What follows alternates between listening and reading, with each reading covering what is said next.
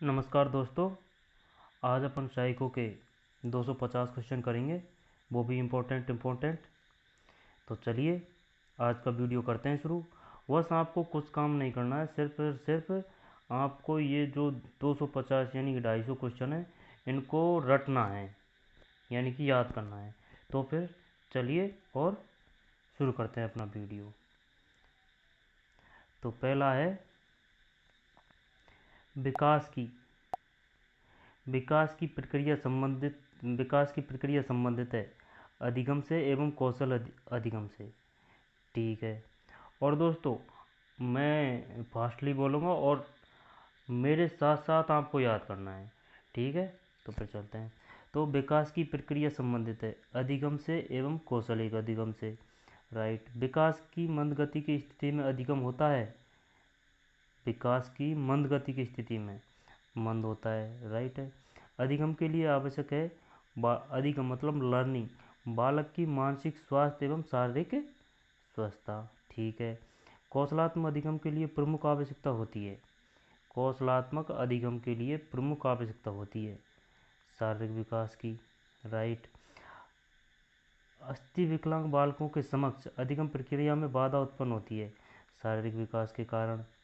व्यक्ति को प्रभावित बनाने वाले तथा व्यक्तित्व गुणों के सीखने में आवश्यक होता है शारीरिक मानसिक एवं सामाजिक विकास। दोबारा से देख लीजिए। व्यक्तित्व को प्रभावित बनाने वाले तथा व्यक्तित्व गुणों के सीखने में आवश्यक होता है शारीरिक मानसिक एवं सामाजिक विकास। स्वस्थ शरीर में निहित है स्वस्थ मन। गतिविधियां आधारित अधिगम के लिए आवश्यक है शारीरिक एवं मानसिक विकास। गतिविधि आधारित अधिगम के लिए आवश्यक है शारीरिक एवं मानसिक विकास। गतिविधि आधारित। ठीक है। विकलांग बालकों के समक्ष विद्यालय में समायोजन की समस्या का प्रमुख कारण होता है शारीरिक विकास विकलांग बालकों के समक्ष। ठीक है ना भाई। अगला है शारीरिक विकास को इसलिए महत्वपूर्ण माना जाता है शारीरिक विकास को इसलिए महत्वपूर्ण माना जाता है क्योंकि यह मानसिक विकास में योगदान देता है, यह अधिगम में योगदान देता है, यह कौशलों के सीखने में योगदान देता है। दोबारा से देखिए। शारीरिक विकास को इसलिए महत्वपूर्ण माना जाता है क्योंकि यह मानसिक विकास में योगदान देता है, यह अधिगम में योगदान देता है, यह कौशलों के सीखने में योगदान देता है। ठीक है, आगे चलिए। मानसिक रूप से मंद बालक का अधिगम स्तर कम होता है क्योंकि ये बालक विषय वस्तु पर ध्यान नहीं दे पाते, इनका मानसिक विकास पूर्ण नहीं होता। राइट बात है। अवधान का संबंध होता है। अवधान मतलब कि ध्यान लगाना, ध्यान को ही कहते हैं अवधान। अवधान का संबंध होता है मानसिक विकास से। स्मृति विहीन बालक का अधिगम स्तर निम्न होता है क्योंकि उसका मानसिक विकास नहीं होता। दोबारा से देखिए। स्मृति विहीन बालक का अधिगम यानी सीखने का स्तर निम्न होता है क्योंकि उसका मानसिक विकास नहीं होता। ठीक है, आगे चलिए। एक बालक अपनी शैक्षिक समस्याओं का समाधान करने में असमर्थ है तो माना जाएगा। दोबारा देखिए। एक बालक शैक्षिक समस्याओं के समाधान करने में असमर्थ है तो माना जाएगा मानसिक विकास का अभाव। राइट बात है। प्रभावी एवं उच्च अधिगम के लिए आवश्यक है मानसिक विकास। अधिगम से संबंधित मानसिक शक्तियाँ स्मृति अवधान चिंतन। अवधान ध्यान ही होता है, स्मृति अवधान और चिंतन। ठीक है। कक्षा में अधिगम प्रक्रिया हेतु बालकों का समूह विभाजन किस आधार पर किया जाता है? मानसिक विकास के आधार पर।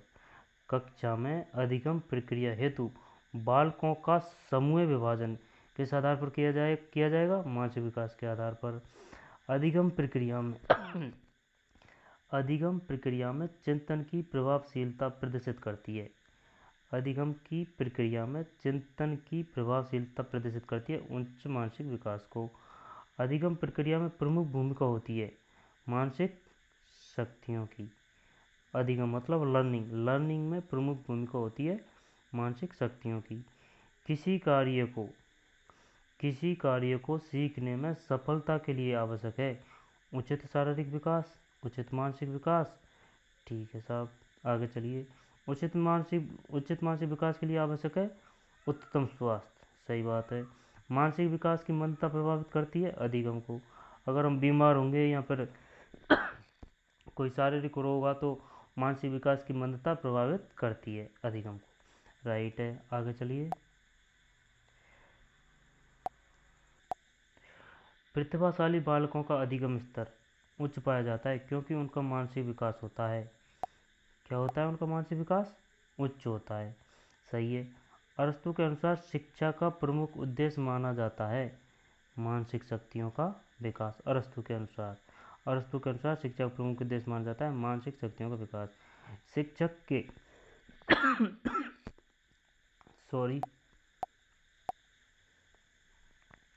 अरस्तु के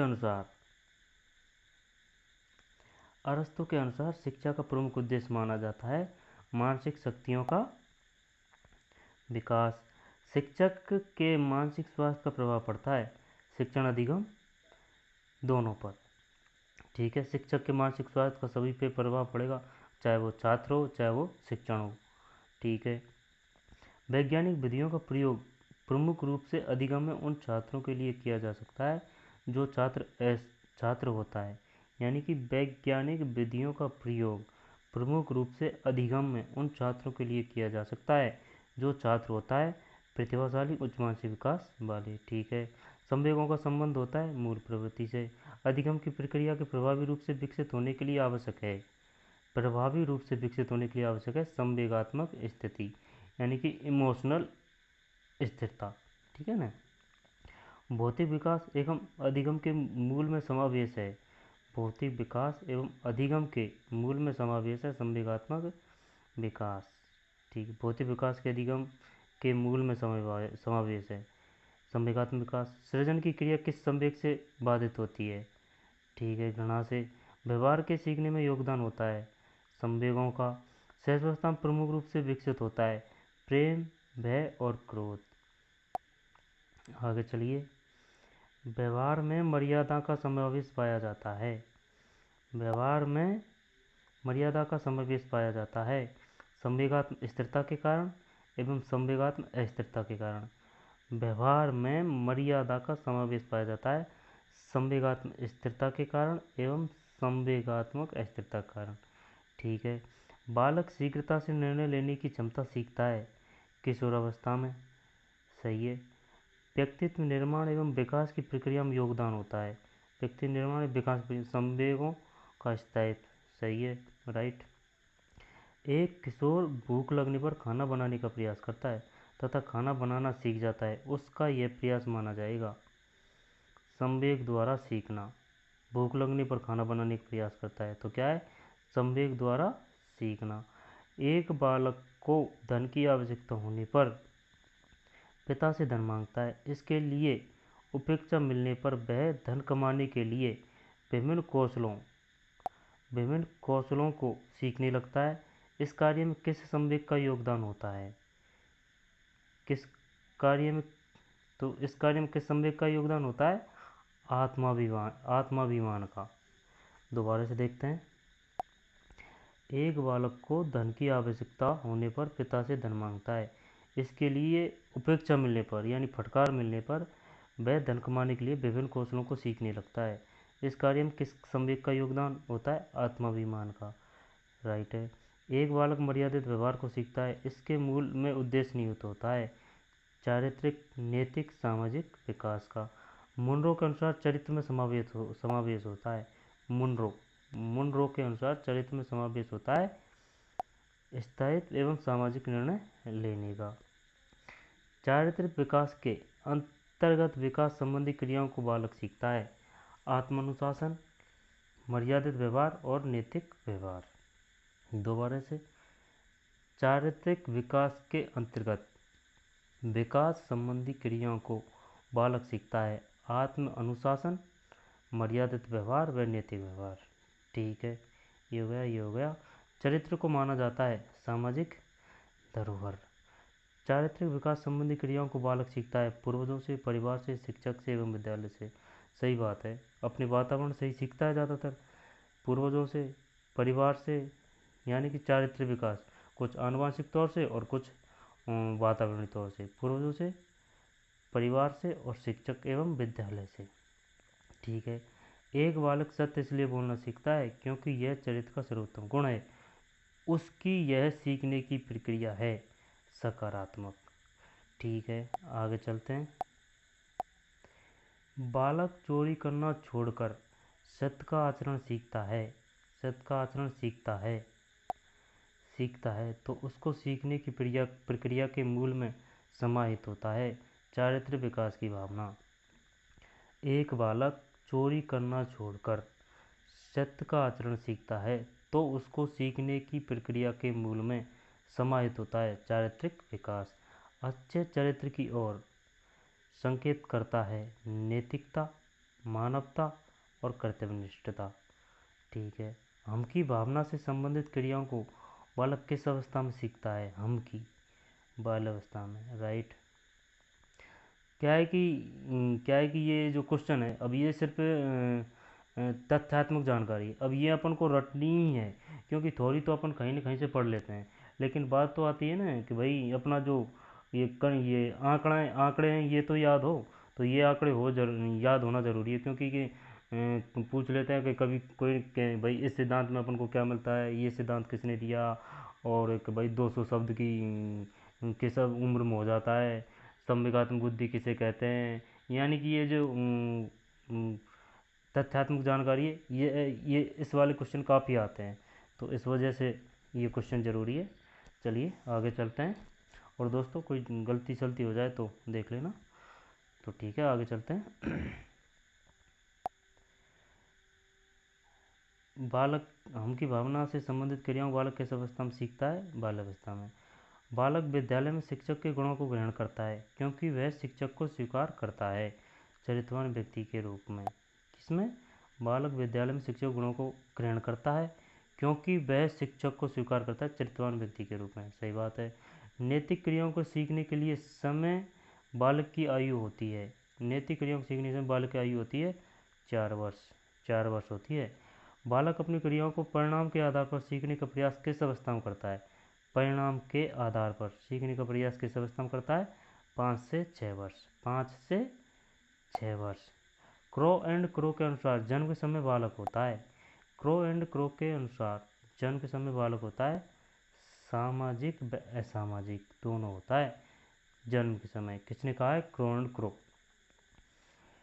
सामाजिक व असामाजिक किसने कहा है जन्म के समय? क्रो एंड क्रो ने। और जन्म के समय होता है सामाजिक व असामाजिक क्रो एंड क्रो के अनुसार। बालक सामाजिक व्यवहार को तीव्र गति से सीखता है सामाजिक विकास की अवस्था में। सामूहिक व्यवहार को बालक प्रथम रूप में सीखता है शेष अवस्था के अंत में। सामूहिक व्यवहार को बालक प्रथम रूप में सीखता है शेष अवस्था के अंत में। अंत में ही है, ये मत कर देना कि भाई आगे की शेष अवस्था, बाल्यावस्था, शेष अवस्था के उत्तरार्ध में। तो कौन सा ऑप्शन करना है? शेष अवस्था के उत्तरार्ध में, नहीं कि शेष अवस्था।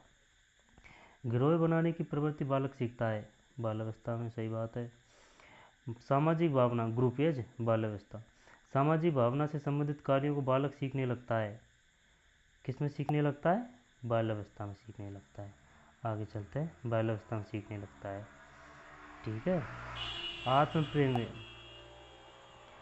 आत्म प्रेम अर्थात स्वयं को आकर्षक बनाने की गतिविधियों को बालक सीखता है किशोरावस्था में। आत्म प्रेम अर्थात स्वयं को आकर्षक बनाने की गतिविधियों को बालक सीखता है किशोरावस्था में। किशोरावस्था में बालकों द्वारा समायोजन की प्रक्रिया को सीखने में अस्थिरता का समावेश होने का कारण है। संवेगों की तीव्रता, ये तो सही है, सब जानते हैं। सामाजिक कार्यों में उत्साह एवं तीव्रता का प्रदर्शन एवं उन्हें सीखने की प्रक्रिया किस अवस्था में तीव्र गति से संभव होती है? किशोरावस्था में होती है। सही बात है। सामाजिक विकास एवं कार्यों के सीखने में प्रभाव होता है। कार्यों में सामाजिक विकास एवं कार्यों के सीखने में प्रभाव होता है वंशानुक्रम का। राइट। बालकों को सामाजिक गुणों को सीखने में सहायता करता है। खेल व पाठ्य सामग्री क्रियाएं, खेल व पाठ्य सहगामी क्रियाएं बालक को सामाजिक गुणों को सीखने में, ठीक है ना। सामाजिक कार्यों को सीखने के लिए आवश्यक है उत्तम स्वास्थ्य, सही बात है, मानसिक स्वास्थ्य, राइट, संवेगात्मक स्थिरता, क्या क्या, उत्तम स्वास्थ्य, मानसिक स्वास्थ्य और संवेगात्मक स्थिरता। आगे चलिए,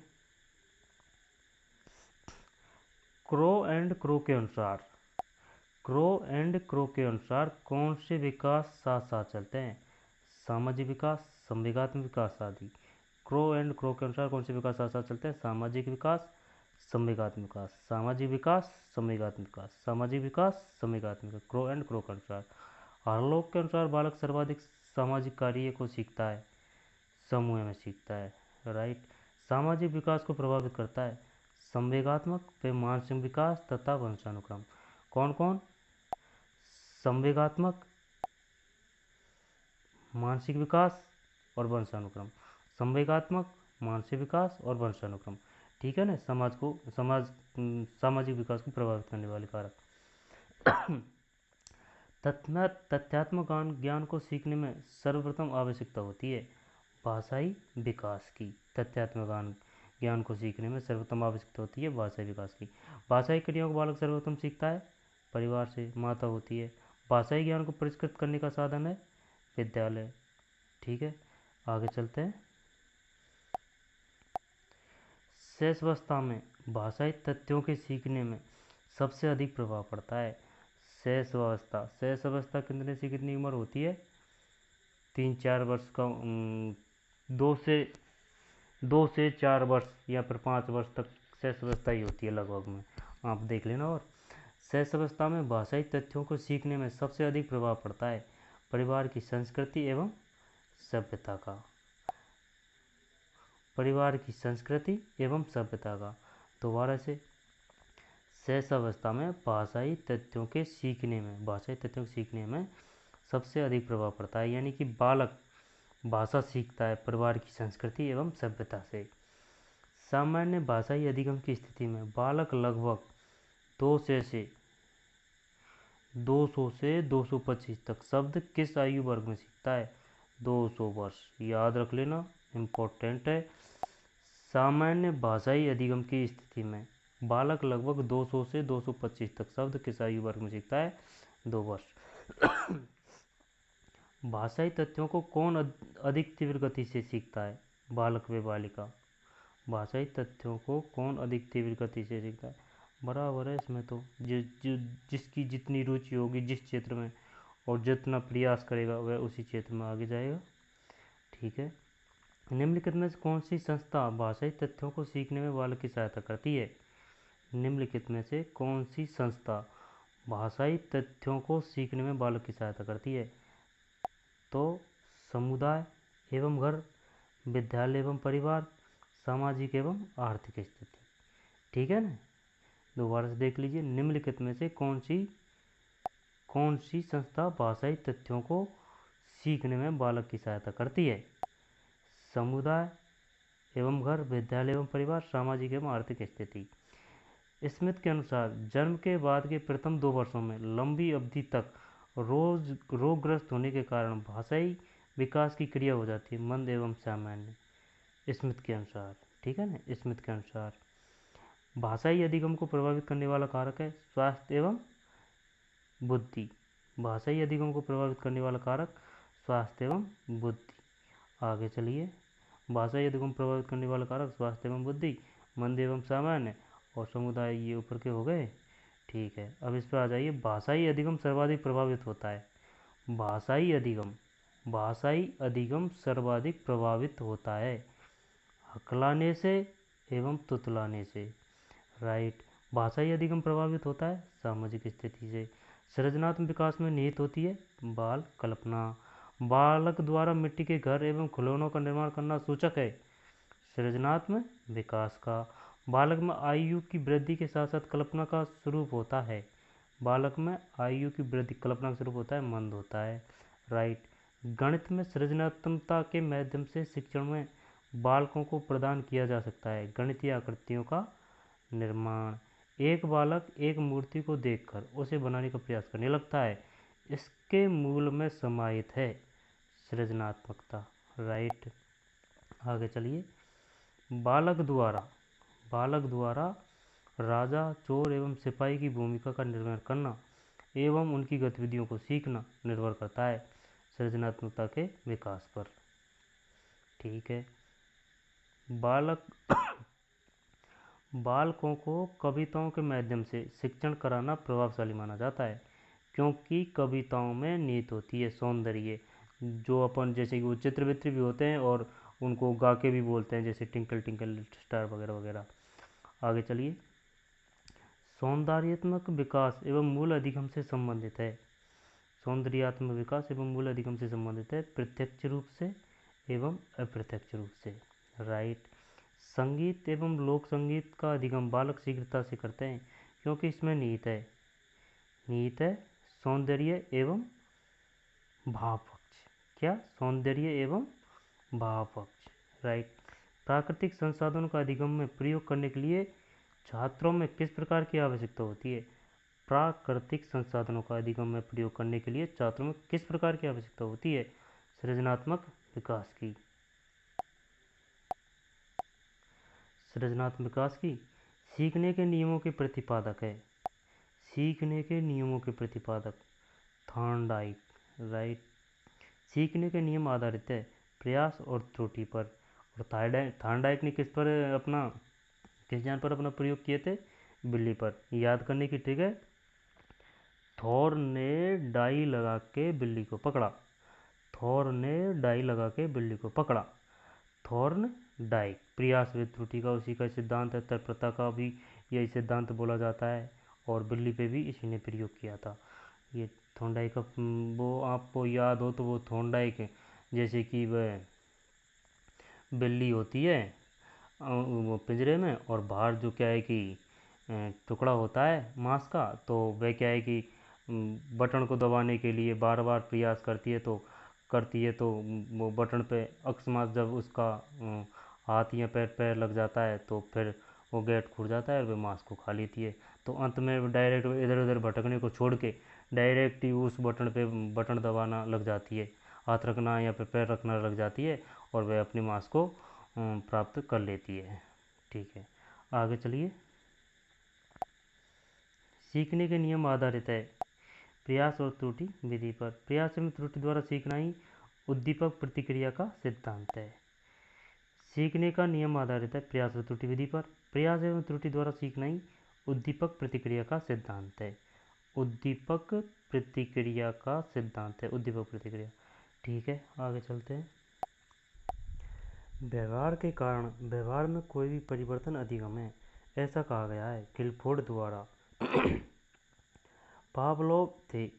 पावलोव एक रूसी वैज्ञानिक थे। कौन थे पावलोव? रूसी वैज्ञानिक। पावलोव ने किस पे प्रयोग किया था? कुत्ते पर। अधिगम के विभिन्न विद्वान नहीं, ये सिद्धांत है। अधिगम के विभिन्न सिद्धांत व्याख्या करते हैं अधिगम के उत्पन्न एवं व्यक्त होने की प्रक्रिया की। अधिगम के उत्पन्न एवं व्यक्त होने की प्रक्रिया की। पावलोव से संबंधित प्रत्यावर्तन सिद्धांत का प्रयोग सर्वप्रथम किस पर किया? पावलोव का संबंध प्रत्यावर्तन का सिद्धांत प्रयोग सर्वप्रथम किस पर किया था? कुत्ते पर। ठीक है। बंद का सिद्धांत कुत्ते पर। पावलोव ने संबंध प्रत्यावर्तन सिद्धांत का प्रयोग सर्वप्रथम किस पे किया? कुत्ते पर। आगे चलिए। अधिगम या सूझ का सिद्धांत के जनक है कॉलर। और सूझवादी वैज्ञानिक कौन कौन थे? विद्वान कौन कौन थे? कॉलर, कोप्पा और बर्दाइमर। और ये कॉलर ने किस पे प्रयोग किया था? चिंपांजी पर। ठीक है, आगे चलिए। अनुकरण सिद्धांत के द्वारा बालक में क्या विकसित किया जा सकता है? सद्विचार एवं सद्व्यवहार का। अनुकरण सिद्धांत के द्वारा बालक में क्या विकसित किया जा सकता है? सद्विचार एवं सद्व्यवहार का। राइट। जिस सिद्धांत के अनुसार प्राणी किसी परिस्थिति को देख करके तथा अनुभव करके उसकी पूर्ण आकृति बना देता है, वह है गेस्टाल्ट का सिद्धांत, गेस्टाल्ट का सिद्धांत। यार वो गलत तो नहीं बता दिया मैंने, वो सूज का सिद्धांत था जो कॉलर ने दिया था, और गेस्टाल्टवादी, गेस्टाल्टवादी तो यही है जो मैंने बताए थे, ये जो कि बर्दाइमर कोहलर कोप्पा, ये गेस्टाल्टवादी है। और कोहलर जो कोहलर ये कोहलर ने चिंपांजी पे किया था, ये राइट है। लेकिन गेस्टाल्टवादी देख लेना आप, जो कुछ हो, कंफर्म नहीं हूँ मैं, आगे आ जाएगा वैसे भी। हाँ ये सही है कि भाई गेस्टाल्टवादी कौन कौन थे, कोहलर कोप्पा और बर्दाइमर। और इसने किस पे प्रयोग किया था, चैंपांजी पर। चैंपांजी जैसे कि वो पिंजरा नहीं होता है कि, और उसमें जैसे कि पिंजरा के बाहर केला रख दी, तो वह उन वो जो छड़ी पड़ी होती है वो अपने कक्ष में या फिर कमरे में, तो उनको जोड़ कर वह वो केलों को लेता है, उनको जॉइंट कर करके। या फिर जैसे कि बक्से पड़े होते हैं, तो बक्सों के ऊपर तड़े रख के जो ऊपर तो टंगी होती है केला, उनको लेता है। वही सिद्धांत है ये। ठीक है, आगे चलिए। और दोस्तों देख लेना, कोई ऊपर तड़े रह जाए तो इंसान इंसान त्रुटियों का पुतला होता है। आगे चलते हैं। बालक को सीखने के समय ही जिस क्रिया को सीखना होता है, ये रह गया अपन पे, ये वाला ये।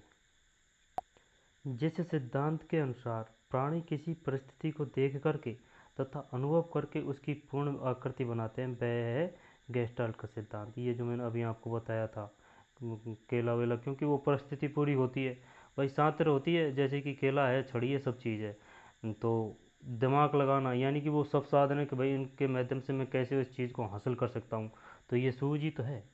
इस प्रकार से आगे चलते हैं। बालक को सीखने के समय जिस क्रिया को सीखना होता है, टेप रिकॉर्ड पर रिकॉर्ड करके उसका संबंध मस्तिष्क से कर दिया जाता है, यह कथन है सुप्त अधिगम। ठीक है, निम्न में से अधिगम की विधियां हैं अवलोकन विधि, करके सीखना, और सुप्त अधिगम व सामूहिक विधि। दोबारा से देख लीजिए इसको। निम्न में से अधिगम की विधियां हैं अवलोकन विधि, करके सीखना, सुप्त अधिगम व सामूहिक विधि। शिक्षण और अधिगम एक सिक्के के दो पहलू हैं, राइट। शिक्षण से अधिगम तथा अधिगम से शिक्षण की प्राप्ति होती है, राइट। दोनों गत्यात्मक प्रक्रिया है। क्या है दोनों? गत्यात्मक प्रक्रिया है। बहुत ही इम्पोर्टेंट क्वेश्चन है, आपको उनको घोट के पी जाना है। ठीक है दोस्तों, चलिए आगे चलते हैं। सीखने के सूझ के सिद्धांत की शैक्षिक उपयोगिता निम्न में से नहीं है। यह सिद्धांत समय पर सीखने पर अधिक बल नहीं देता, यह उपयोगिता नहीं है। ठीक है, सीखने का सूझ के सिद्धांत में किस जानवर पर प्रयोग है? चिंपांजी पर ही आ गया। अधिगम को प्रभावित करने वाले कारक हैं भूख एवं परिपक्वता, प्रशंसा। क्या हो रहा है? For that, you'll have to turn off aeroplane mode. सीखने का सूझ के सिद्धांत में किस जानवर पर प्रयोग किया गया? चिंपांजी पर। ठीक है, चिंपांजी पर।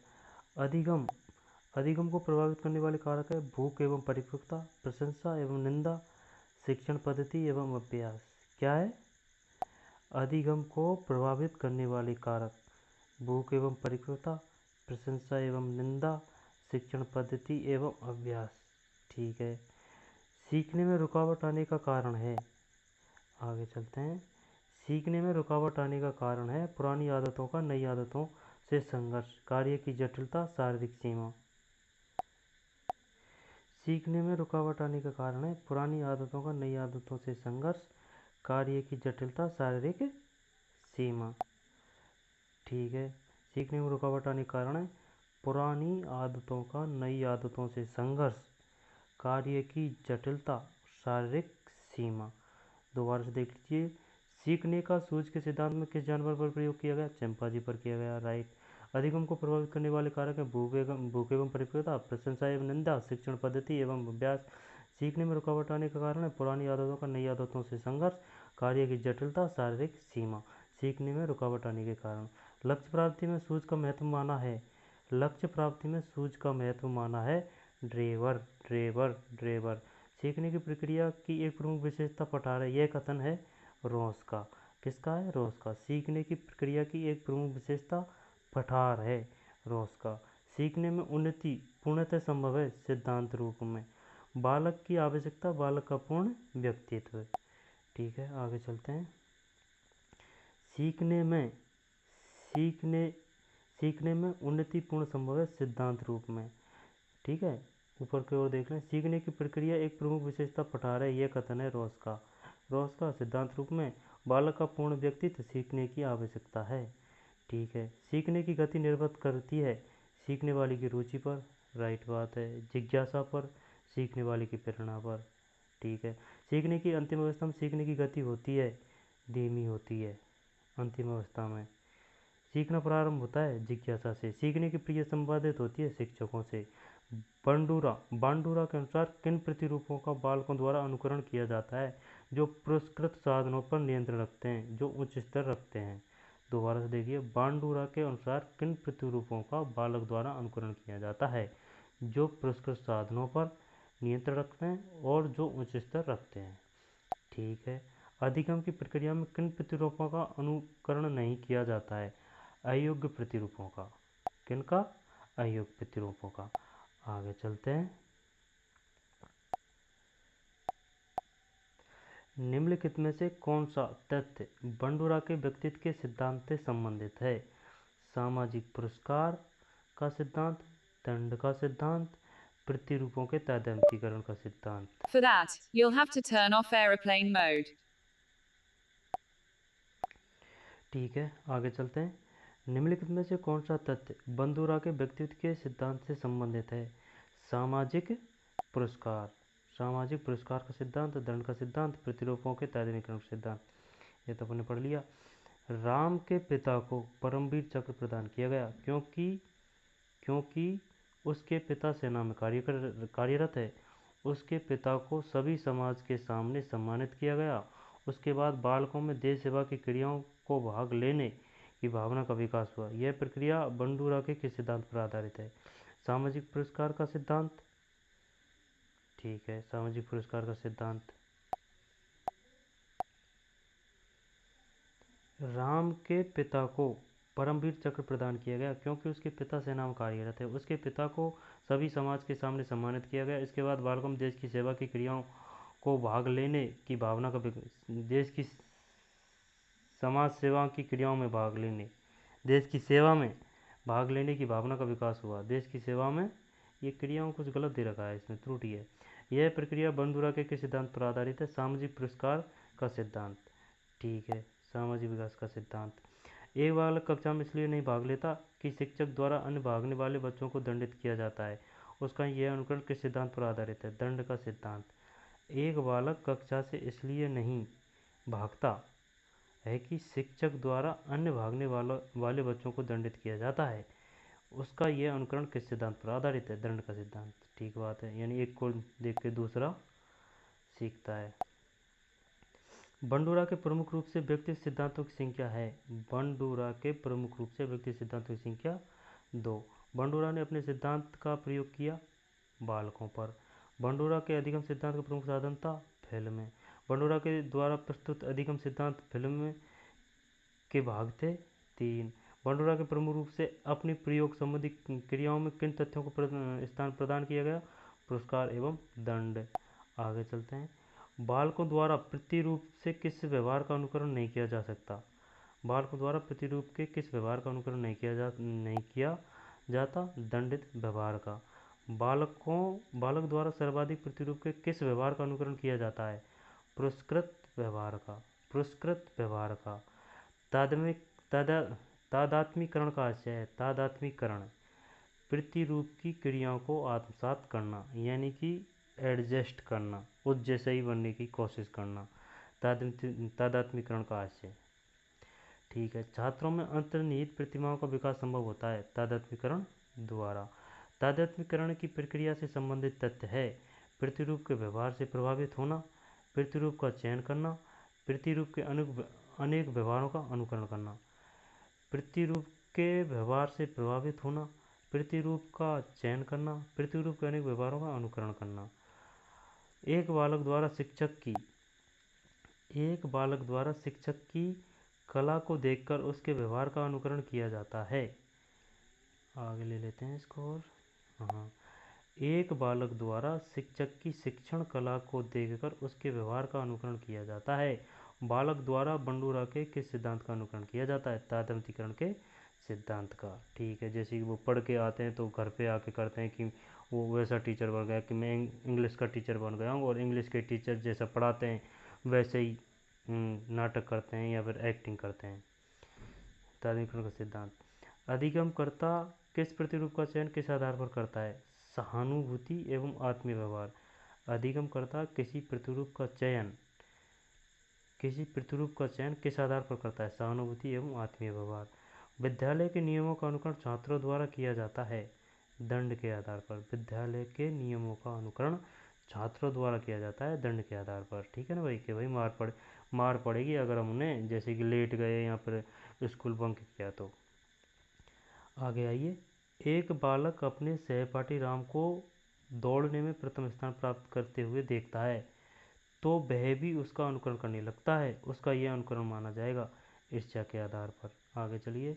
एक बालक में खेल के प्रति रुचि अधिक है, इसलिए वह अन्य शिक्षकों की तुलना में खेल शिक्षक को प्रतिरूप के रूप में स्वीकार करता है। उसका यह प्रतिरूप चयन आधारित होगा आदतों की समानता पर।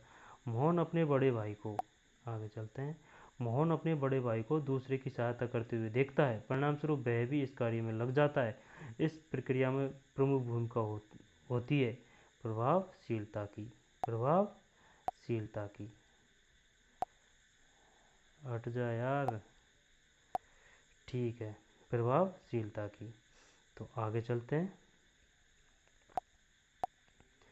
सामाजिक अधिगम प्रक्रिया में स्थायित्व की स्थिति उत्पन्न होती है जब कोई घटना बार बार होती है। सामाजिक अधिगम की प्रक्रिया में स्थायित्व की स्थिति उत्पन्न होती है जब कोई घटना बार बार होती है। सामाजिक रूप से उपयोगी तथा अधिगमकर्ता द्वारा उसकी स्वीकृति उपयोगिता किस क्रिया में उत्पन्न करती है? स्थायी अधिगम। दोबारा से देख लेते हैं, एक मिनट। सामाजिक अधिगम की प्रक्रिया में स्थायित्व की स्थिति उत्पन्न होती है जब कोई घटना बार बार होती है। ठीक है भाई, स्थायित्व किया जाएगा अगर बार बार अभ्यास किया जाएगा किसी चीज़ का। तो सामाजिक रूप से उपयोगी तथा अधिगमकर्ता द्वारा उसकी स्वीकृति उपयोगिता किसी प्रक्रिया में उत्पन्न करती है स्थायी अधिगम। सामान्य परिस्थितियों में 5 वर्ष के बालक द्वारा 7 वर्ष के बालक की तुलना में कम सामाजिक अधिगम किया जाता है। सामान्य परिस्थितियों में 5 वर्ष के बालक द्वारा 7 वर्ष के बालक की तुलना में कम सामाजिक अधिगम किया जाता है। इसका प्रमुख कारण है आयु परिपक्वता। सामाजिक अधिगम की तीव्रता एवं स्थायी गति होती है शिक्षित समाज में। जिस समाज में सामाजिक नियम एवं परंपरा प्रगतिशील एवं आत्मानुशासन से संबंधित होंगे उत्तम व तीव्र। जिस समाज में सामाजिक नियम एवं परंपरा प्रगतिशील व आत्मानुशासन से संबंधित होंगे उत्तम व तीव्र। आगे चलिए। रूढ़िवादी समाज में सामाजिक अधिगम की मंदता का कारण होता है। रूढ़िवादी समाज में सामाजिक अधिगम की मंदता का कारण होता है अस्वस्थ परंपराएं, अंधविश्वास, अनुपयोगी परंपराएं। रूढ़िवादी समाज। ठीक है ना, ये हो गया। आगे। अन्य देशों की तुलना में भारतीय बालकों में सामाजिक अधिगम की गति तीव्र होती है क्योंकि भारतीय समाज संबंध है शिक्षा से। राइट। किसी समाज में आंतरिक कलह, संघर्ष एवं अशांति का वातावरण है मंद। किसी समाज में आंतरिक कलह, संघर्ष व अशांति का वातावरण है। किसी समाज में आंतरिक कलह, संघर्ष एवं अशांति का वातावरण है मंद। ये कुछ समझ में नहीं आया, ये क्या बोलना चाह रहा है ये? मंद क्या मंद? चल छोड़ो, आगे चलते हैं। लेह लद्दाख की तुलना में दिल्ली में रहने वाले बालक का सामाजिक अधिगम अधिक होता है। इसका प्रमुख कारण है लेह लद्दाख की तुलना में दिल्ली में रहने वाले बालक का सामाजिक अधिगम अधिक होता है। इसका प्रमुख कारण है, कुछ अक्षर छूट रहा है इसमें। लेह लद्दाख की तुलना में दिल्ली में यहाँ पर रहने वाले बालक का सामाजिक अधिगम अधिक होता है। इसका प्रमुख कारण है जलवायु। ठीक है, मान लिया जलवायु होता है। सामाजिक अधिगम किन परिस्थितियों में उत्तम होगा? अधिगमकर्ता के अनुरूप हो। सही बात है। सीखने के प्रमुख नियम। आगे चलिए। सीखने के मुख्य नियमों के अतिरिक्त गौण नियम भी है जो मुख्य नियमों की विद्युतार देते हैं, विद्युता देते हैं। गौण नियम है बहुप्रतिक्रिया नियम। निम्न में से जो अधिगम के स्थानांतरण का सिद्धांत नहीं है वह है असमान अंशों का सिद्धांत। अधिगम के स्थानांतरण का सिद्धांत नहीं है, असमान अंशों का सिद्धांत। निम्न में से जो वंचित वर्ग से संबंधित नहीं है वह है अमीर वर्ग। मूल प्रवृत्तियां एवं जातियों के प्राणियों में एक सी होती है, यह कथन है भाटिया का। मूल प्रवृत्तियां एक जाति के प्राणियों में एक सी होती है, यह कथन है भाटिया का। ठीक है सर। पावलोव ने अधिगम कर्ता को सिद्धांत अधिगम का जो सिद्धांत प्रतिपादित किया वह है अनुकूलित अनुक्रिया। पावलोव ने कौन सा सिद्धांत दिया? अनुकूलित अनुक्रिया। मूल प्रवृत्तियों में आवश्यक होता है अनुभव होता है। ठीक है, आगे चलते हैं। मापन किया जाने वाला व्यक्तित्व का प्रयोग पहलू व्यक्तित्व भिन्नता का अंश है। उपयुक्त परिभाषा दी है। मापन किया जाने वाला व्यक्तित्व का प्रयोग पहलू व्यक्तित्व भिन्नता का अंश है। उपयुक्त परिभाषा दी है, ये शुद्ध नहीं लिख रखा है यार, देख लेते हैं फिर भी स्किनर ने। ठीक है। थांडाई का सीखने का मुख्य नियम नहीं है सदृशीकरण का नियम। अंतर्दृष्टि पर प्रभाव डालने वाले तत्व है, ये सही है। बुद्धि अनुभव प्रयत्न एवं त्रुटि। बुद्धि अनुभव प्रयत्न एवं त्रुटि अंतर्दृष्टि पर प्रभाव डालने वाले तत्व हैं। अंतर्दृष्टि पर बुद्धि है, अनुभव है, प्रयत्न है, त्रुटि है। ठीक है। क्रियात्मक अनुबंधन का सिद्धांत किसने दिया था? स्किनर की देन है। ठीक है, यहाँ पर स्किनर ने दिया। जिन आदतों का संबंध मस्तिष्क से होता है नाड़ी मंडल संबंधित आदतें। आदत संबंध मस्तिष्क से होता है, नाड़ी मंडल संबंधित आदतें। ठीक है। जब पूर्व इसमें यार वो आना चाहिए ना, वो ज्ञानात्मक संबंधित कुछ ऐसा। चल छोड़ो, आगे चलते हैं। जब पूर्व मानव अनुभव नवीन समस्याओं को हल करने में सहायक होता है। जब पूर्व प्राप्त अनुभव नवीन समस्या को हल करने में सहायक होता है वह है, ये तो सब जानते हैं, धनात्मक स्थानांतरण। चल ठीक है, आगे चलते हैं। निम्नलिखित में से सीखने का मुख्य नियम है। निम्नलिखित में से सीखने का मुख्य नियम है अभ्यास का नियम। सही है। अभ्यास का नियम किसने दिया था? थॉर्नडाइक ने। और किस पे प्रयोग किया था? बिल्ली पे। पावलोव ने किस पे प्रयोग किया था? कुत्ते पर। और सूझवादी सिद्धांत कौन कौन है? कॉलर कोप्पा और कॉलर कोप्पा और एक और है ना, कौन सा यार, सूझ का सिद्धांत दिया कॉलर कोप्पा और बर्दाइमर। ठीक है, इन्होंने प्रयोग किया था चिंपांजी पर हैं। ठीक है, आगे चलते हैं।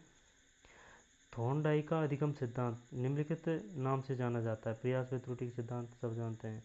सीखने के मुख्य नियमों के अतिरिक्त गौण नियम भी है जो मुख्य नियमों को विस्तार देते हैं। गौण नियम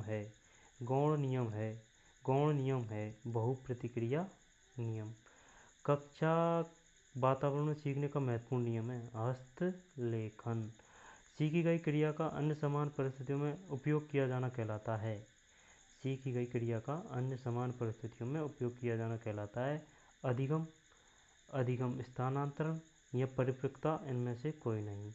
शिक्षा मनोविज्ञान जरूरी है। शिक्षक छात्र अभिभावक सभी के लिए शिक्षा मनोविज्ञान सभी के लिए जरूरी है, चाहे शिक्षक हो, छात्र हो, चाहे अभिभावक हो।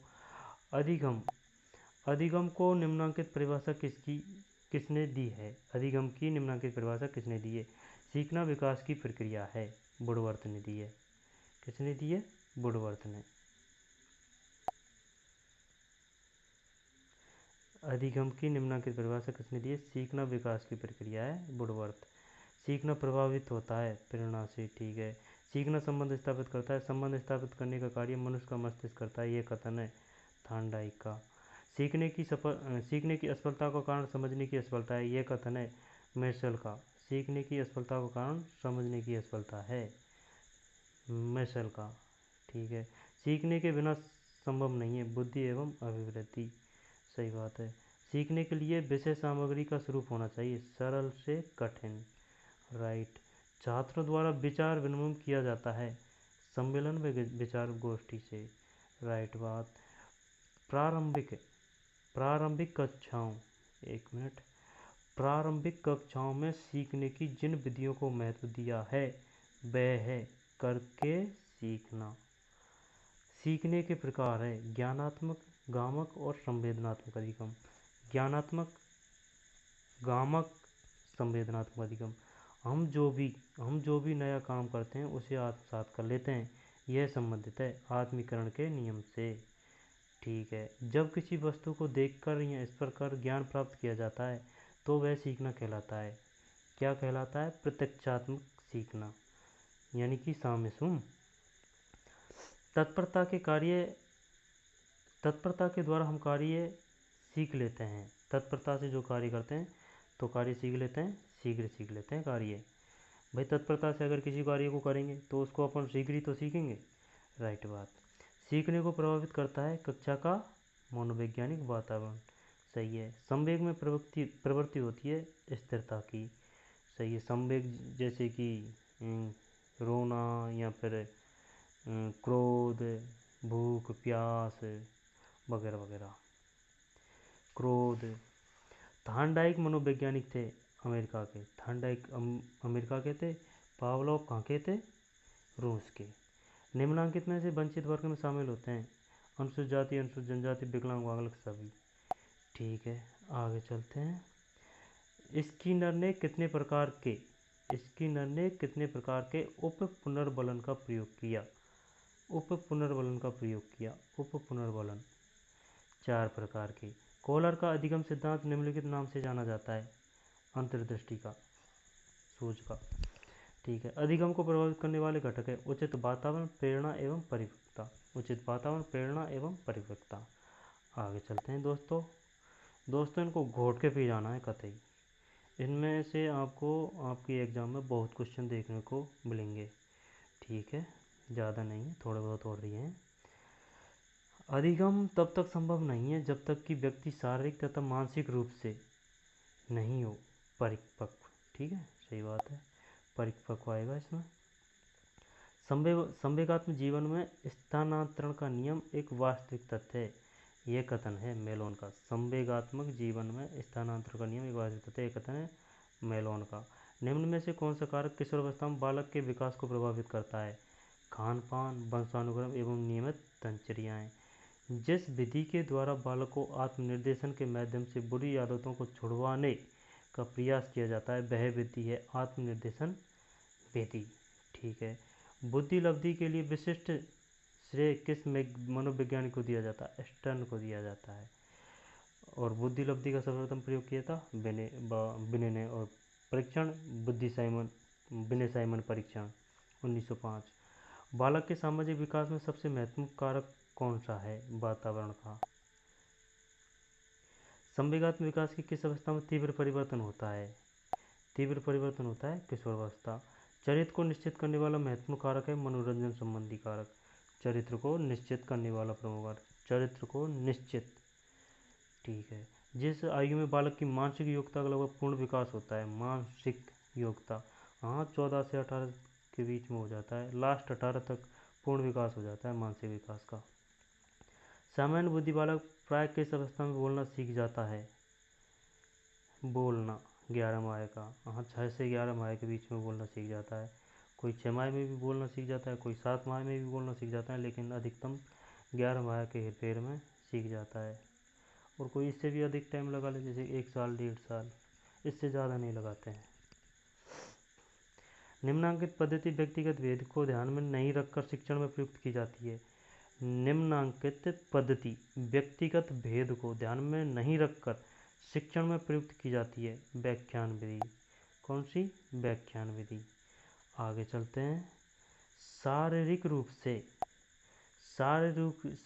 रूप से व्यक्ति के मध्य जो भिन्नता दिखाई देती है वह कहलाती है बाहरी भिन्नता। ठीक है, बाहरी भिन्नता। बाह्य रूप से दो व्यक्ति एक समान है लेकिन वे अन्य आंतरिक योग्यताओं की दृष्टि से समरूप नहीं है, ऐसे व्यक्ति भिन्नता कहलाती है आंतरिक भिन्नता। दोबारा से देखिए, आराम से देखिए, रिलैक्स होकर पढ़िए आराम से एकदम। शारीरिक रूप से व्यक्ति के मध्य जो भिन्नता दिखाई देती है वह कहलाती है बाहरी भिन्नता। राइट। दूसरा है बाह्य रूप से जो व्यक्ति एक समान है लेकिन वे अन्य आंतरिक योग्यताओं की दृष्टि से समरूप नहीं है, ऐसी व्यक्तिगत भिन्नता कहलाती है आंतरिक भिन्नता।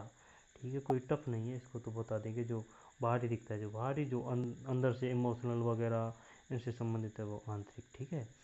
व्यक्तिगत शिक्षण में निम्नलिखित विधि काम में नहीं आती है। सामूहिक शिक्षण विधि व्यक्तिगत शिक्षण में नहीं आएगी। ठीक है। मोटे रूप में व्यक्तिगत विभेद को कितने भागों में विभाजित किया गया है? तो व्यक्तिगत विभेद को दो रूपों में। एक छात्र द्वारा गणित के सूत्र x² 2 + y² 2 + 2xy को गणितीय अवधारणा का प्रयोग भौतिक विज्ञान के प्रथम का हल में करने में किया जाता है, उसका ये कार्य माना जाता है। अधिगम का स्थानांतरण कोई भी आ सकता है, किसी भी क्षेत्र में आ सकता है, जैसे कि साइकिल चलाने वाले का नॉलेज मोटरसाइकिल पर स्थानांतरित होना, ऐसे। ठीक है। अधिगम स्थानांतरण से बचत होती है समय एवं श्रम की। सही बात है। आगे चलिए। अधिगम स्थानांतरण की आवश्यक शर्त है। क्या आवश्यक शर्त है? स्थायी अधिगम, स्थिति का चयन, प्रभाव, ये सभी। राइट बात है। निम्नलिखित में से कौन सा कारक अधिगम को प्रभावित करने वाले मनोवैज्ञानिक कारकों से संबंधित है? उचित प्रतिचारों का चुनाव, प्रक्रिया की प्रभावशीलता, रुचि, सभी। ठीक है, आगे चलते हैं। एक बालक गणित सीखने में रुचि नहीं रखता है, इसलिए वह गणित में कमजोर है। यह कारक अधिगम को प्रभावित करने वाले कारकों में किस कारक से संबंधित है? मनोवैज्ञानिक कारक से। ठीक है, मनोवैज्ञानिक कारक से। निम्नलिखित में से कौन सा कारक शारीरिक कारक से संबंधित है जो अधिगम को प्रभावित करते हैं? विकलांगता, दृष्टिदोष और श्रवण। विकलांगता, दृष्टिदोष एवं श्रवण। ठीक है दोस्तों, आगे चलते हैं। 3 वर्ष का बालक साइकिल चलाना नहीं सीख पाता, इसका प्रमुख कारण होगा आयु एवं परिपक्वता का अभाव। ठीक है। निम्नलिखित में से कौन सा कारक अधिगम को प्रभावित करने वाले सामाजिक कारकों से संबंधित है? शिक्षित समाज, सामाजिक प्रशंसा, सामाजिक नियमों का प्रभाव। ठीक है। एक बालक कक्षा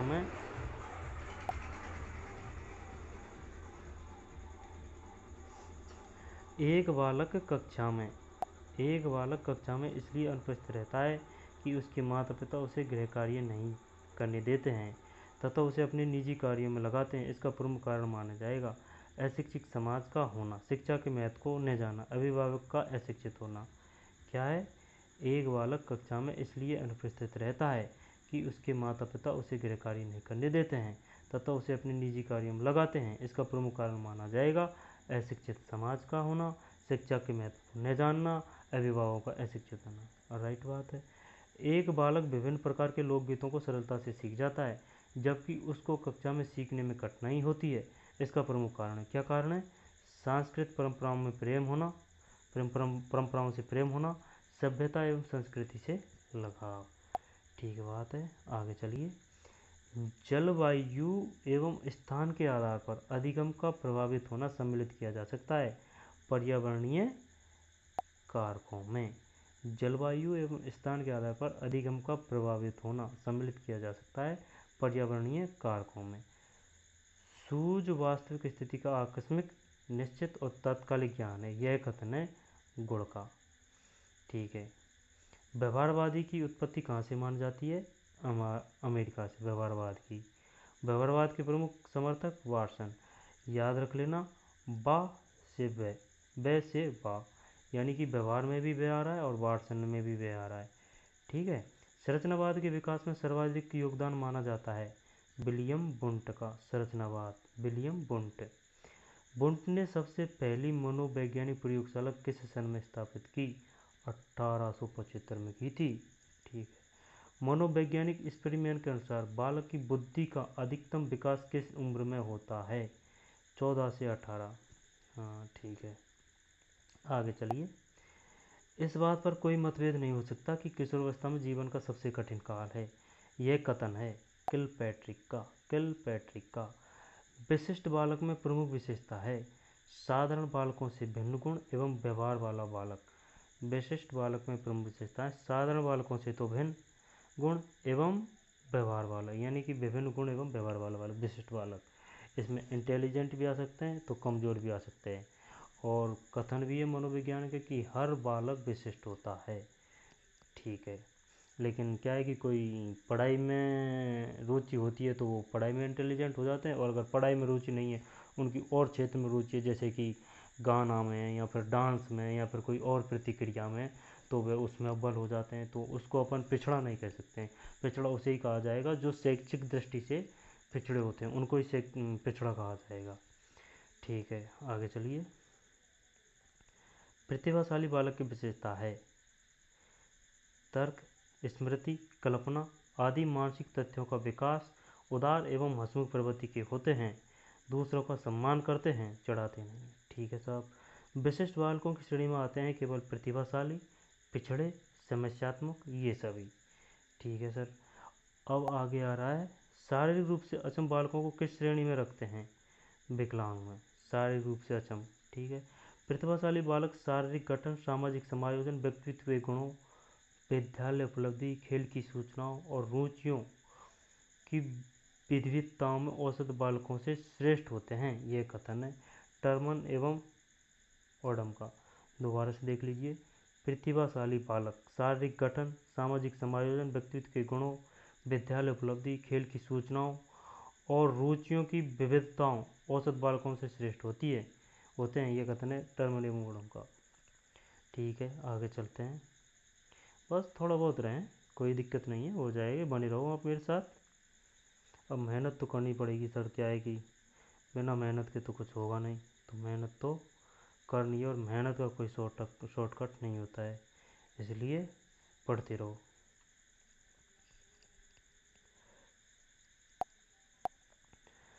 पिछड़ा हुआ बालक वह है जो अपनी विद्यालय जीवन में अध्ययन के काल में, एक मिनट इसको देखते हैं, जूम करते हैं जरा सा।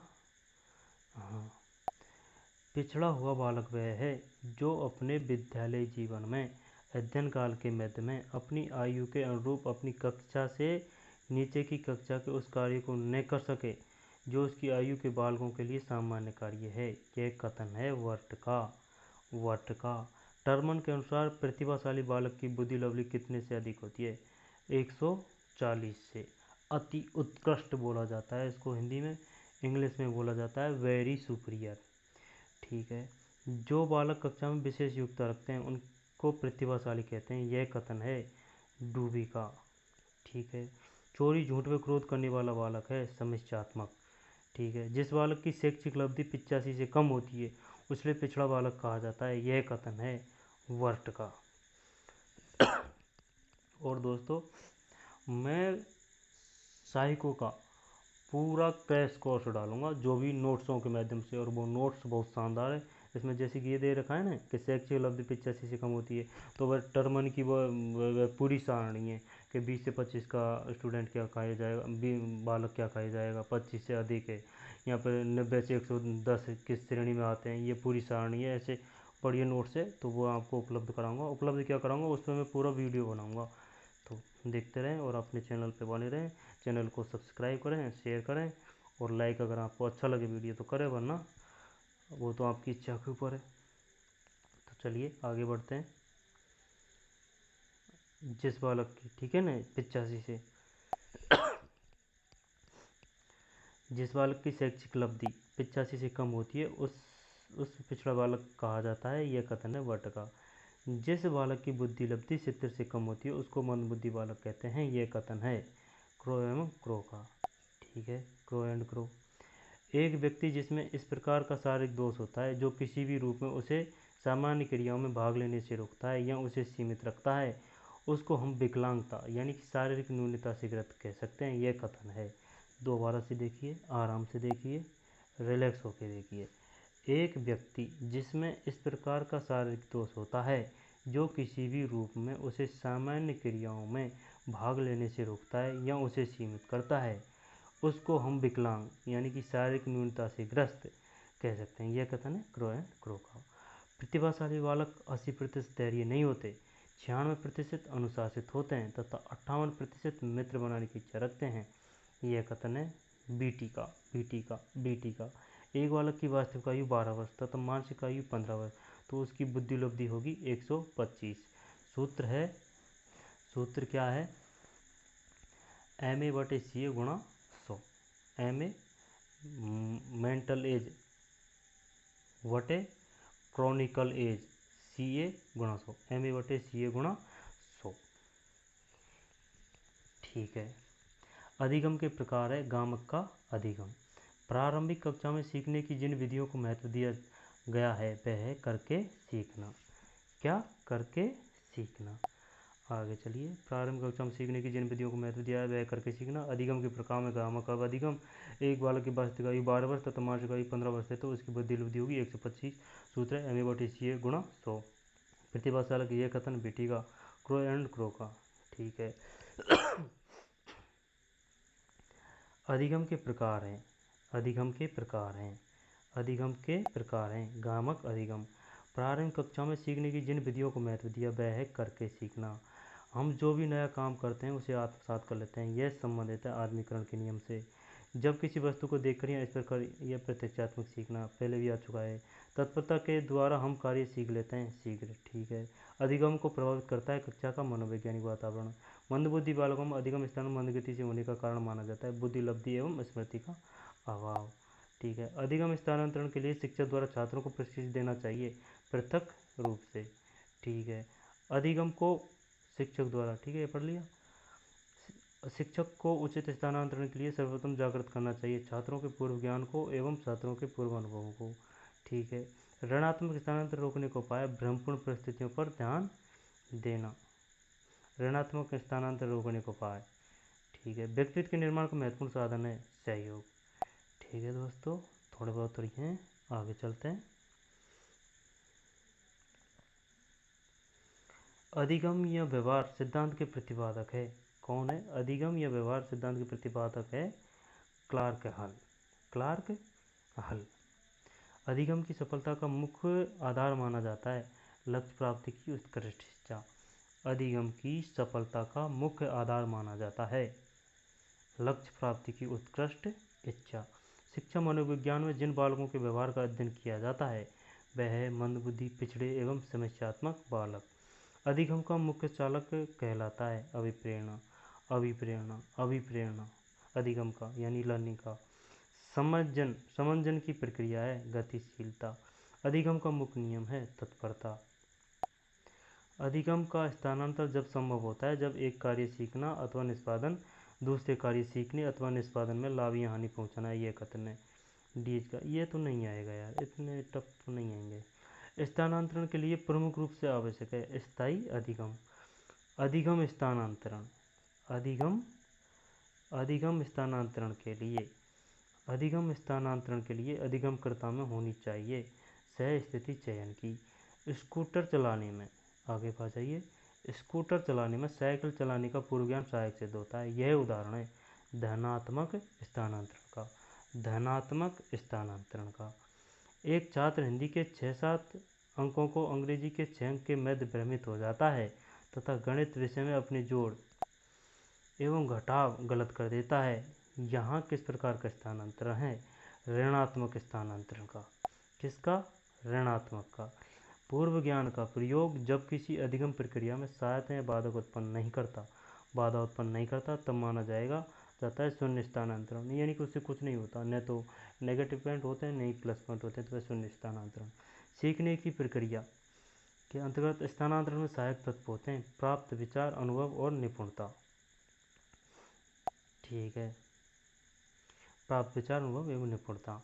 निम्नलिखित में से कौन सा सिद्धांत अधिगम, एक मिनट, अब देखिए, निम्नलिखित में से कौन सा सिद्धांत अधिगम स्थानांतरण के प्राचीन सिद्धांत से संबंधित है? प्राचीन सिद्धांत से मानसिक शक्तियों का सिद्धांत, औपचारिक मानसिक परीक्षण का सिद्धांत।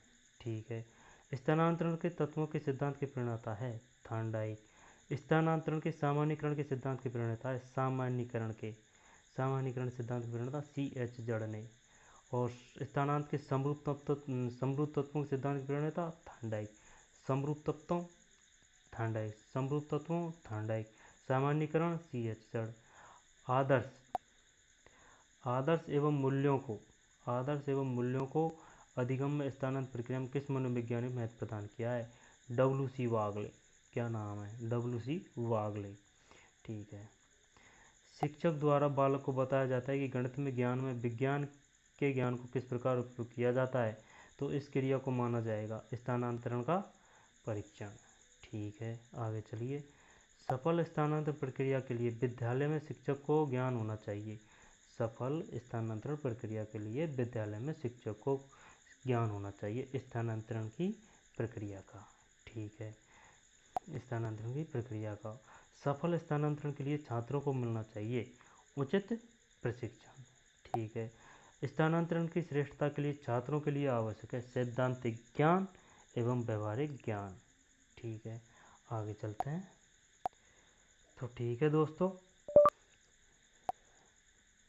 दोस्तों, अपने इतने ही क्वेश्चन थे जो हो चुके हैं पूरे।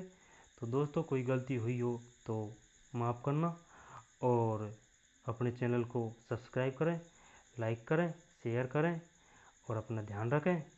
जय हिंद, जय भारत।